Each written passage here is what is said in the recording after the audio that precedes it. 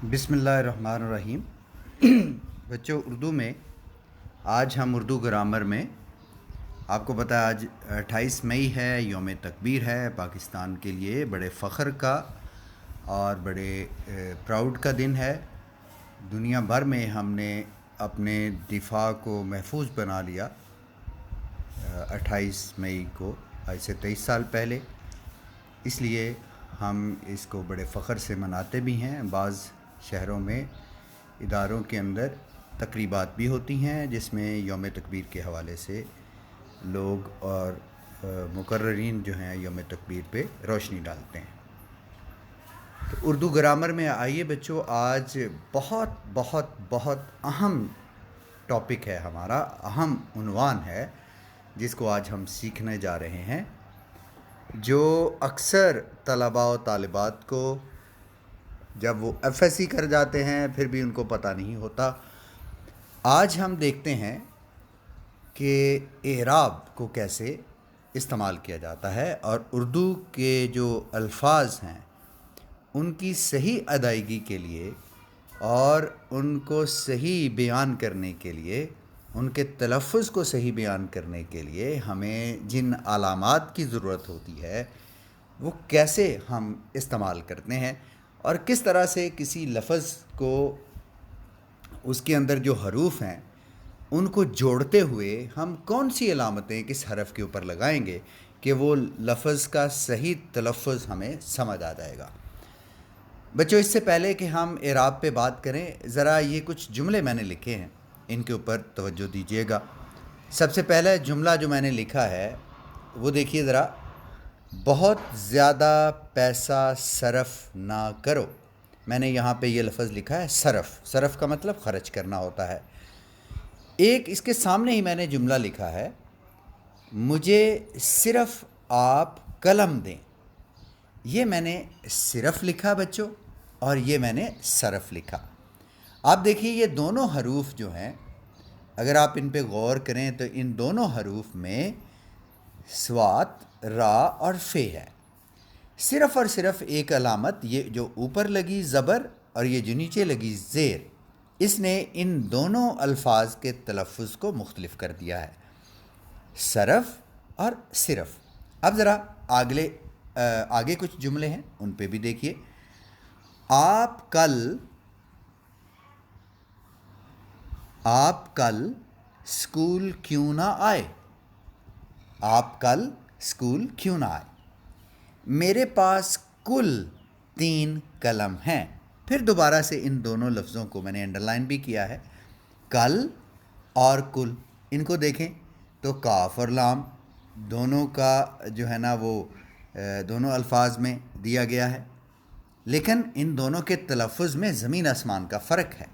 اور یہ فرق کس بنا پہ ہوا؟ کچھ علامات کی بنا پہ جو ہم نے اس کے اوپر زبر لگا دیا، اس کے اوپر پیش لگا دیا۔ میں دھن دولت کا پجاری نہیں، یہاں پہ بھی اگلا لفظ ہے یہ، میں دھن دولت کا پجاری نہیں ہوں۔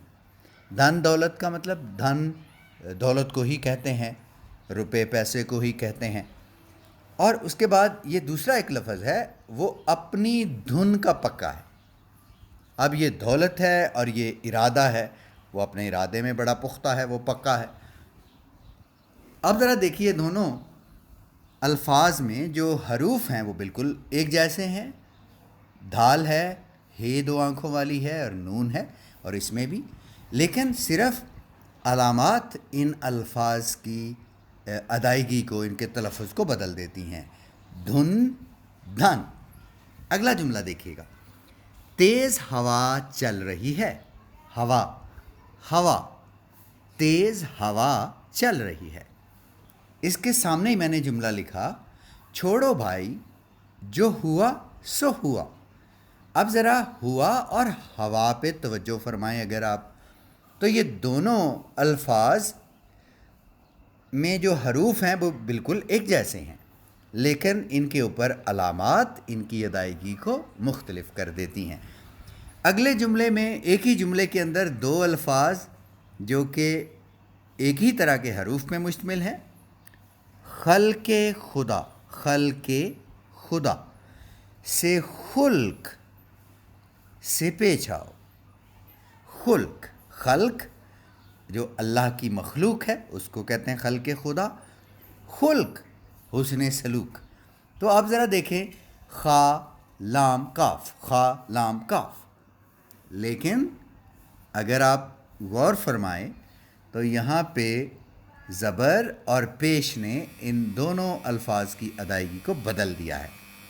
سو میرے بچوں، میں جو بات آپ کو ان جملوں کے ذریعے سے سمجھانا چاہ رہا تھا وہ یہ تھا کہ اردو کے الفاظ میں، اردو زبان میں ہم الفاظ کے اوپر یا الفاظ کے ساتھ کچھ علامتیں استعمال کرتے ہیں،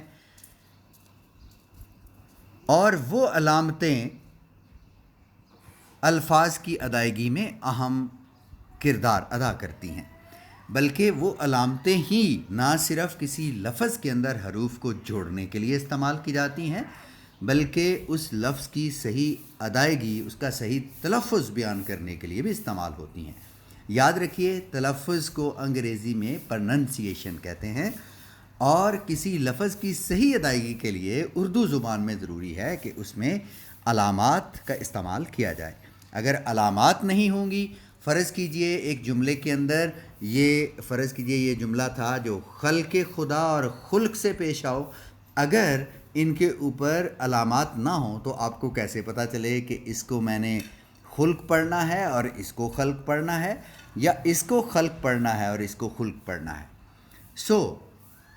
لہٰذا بچوں، ہم اس نتیجے پہ پہنچے ہیں کہ اردو زبان میں الفاظ کی صحیح ادائیگی کے لیے، الفاظ کے صحیح تلفظ کے لیے ہم کچھ علامات استعمال کرتے ہیں، اور ان علامات کو ہم اعراب کہتے ہیں. کیا کہتے ہیں بچوں؟ اعراب.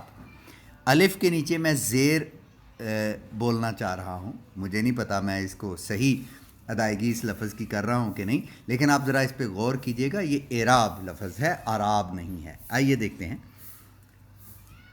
اس کی پھر اعراب کی جو ہے نا وہ تعریف کیا کریں گے.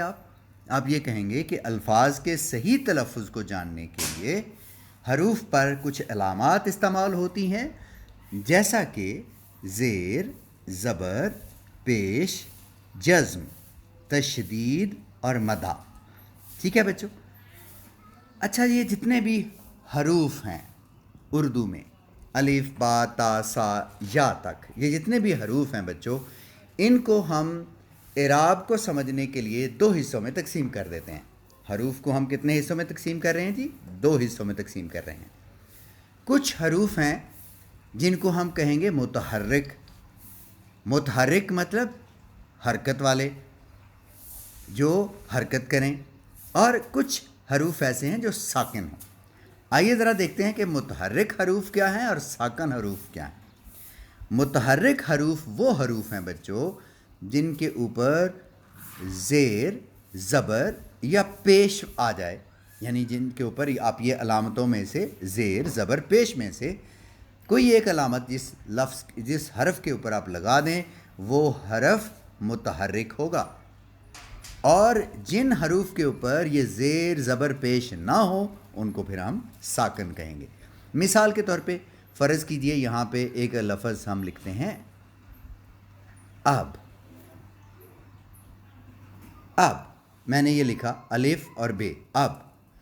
اب الف کے اوپر میں نے زبر ڈال دی ہے تو تبھی یہ اب پڑھا جائے گا، اور بے کے اوپر میں نے جزم ڈال دی ہے.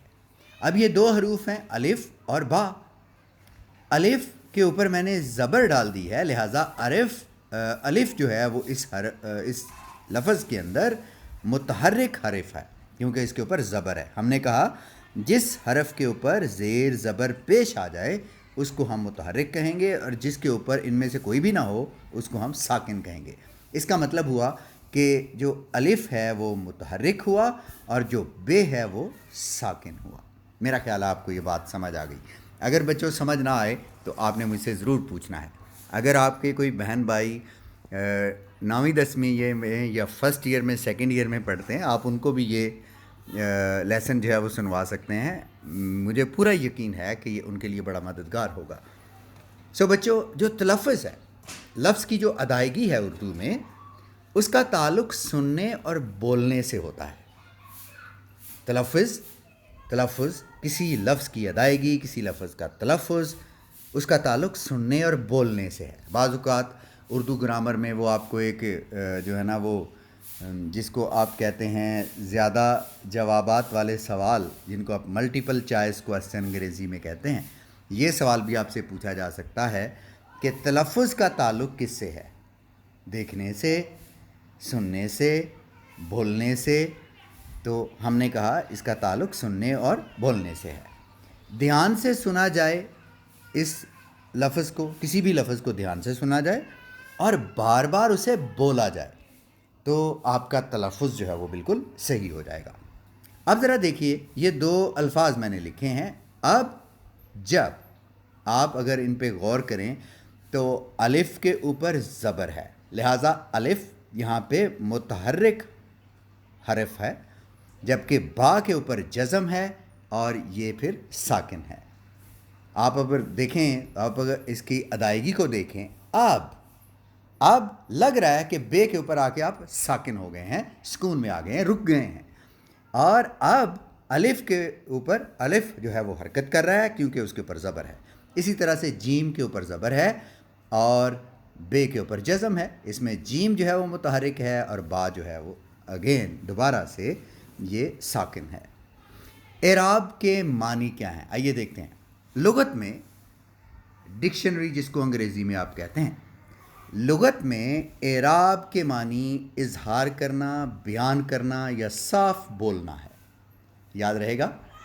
दोबारा से देखिए, एराब के मानी क्या हैं? लुगत में एराब के मानी इजहार करना, बयान करना या साफ बोलना है। एक दूसरा जो लफ्ज़ जो अक्सर हम गलत जिसको बयान कर देते हैं, जिसका तलफ़ुज़ हम गलत कर देते हैं, आप देखेंगे बहुत सारे उर्दू के असातिज़ा भी और बहुत सारे तलबा तालबात भी इस लफ्ज़ को आराब पढ़ जाते हैं। हालांकि आराब के जो मानी हैं लुगत में वो क्या हैं और एराब के मानी क्या हैं, ये हमने दोनों को लिख दिया यहाँ पे। एराब तो उर्दू ग्रामर से मुताल्लिक़ है और उन अलामात का ज़िक्र है जिनके ज़रिए से हम किसी लफ्ज़ की सही अदायगी करते हैं, जबकि आराब बद्दू को कहते हैं। बद्दू का मतलब सहरा नशीं शख्स जो अरबी में किसी गांव में रहता हो, दूर देहात में, उसको बद्दू कहते हैं। आपने सुना होगा उलमाए किराम से मस्जिद के मिंबर से कि नबी सल्लल्लाहु अलैहि वसल्लम के पास एक बद्दू आया। बद्दू का मतलब दूर सहरा में रहने वाला कोई देहाती आदमी, उसको बद्दू कहते हैं। आराब अरबी में उसको आराब कहते हैं। और जिन अलामात का आज हम तज़किरा पढ़ रहे हैं उनको एराब कहते हैं। ज़ुबान की इस्तिलाह में एराब से मुराद वो अलामतें हैं जो किसी हरकत को ज़ाहिर करने और किसी लफ्ज़ के तलफ़्फ़ुज़ को मुतय्यन करने के लिए इस्तेमाल होती हैं। मेरे बच्चों, अगर आप वाकई इस उर्दू ग्रामर को समझना चाहते हैं, उर्दू को समझना चाहते हैं बहसीयत एक ज़ुबान, कल को हो सकता है आपको PMS और CSS का एग्ज़ाम भी देना पड़े, तो उसमें भी आपको ये बड़ा काम देंगी ये चीज़ें। मुझे उम्मीद है आपको इस सबक से, इस लेसन से, इस वीडियो से बहुत कुछ हासिल होगा। जो भी आपके सवालात हों, आप बड़ी खुशदिली से मुझे इनबॉक्स कर सकते हैं। मेरा जो पर्सनल व्हाट्सएप है उस पर आप ग्रुप में नहीं बल्कि मुझे व्हाट्सएप क्वेश्चन करने हैं ताकि मैं आपको जवाब दे सकूं। शुक्रिया। अल्लाह हाफ़िज़।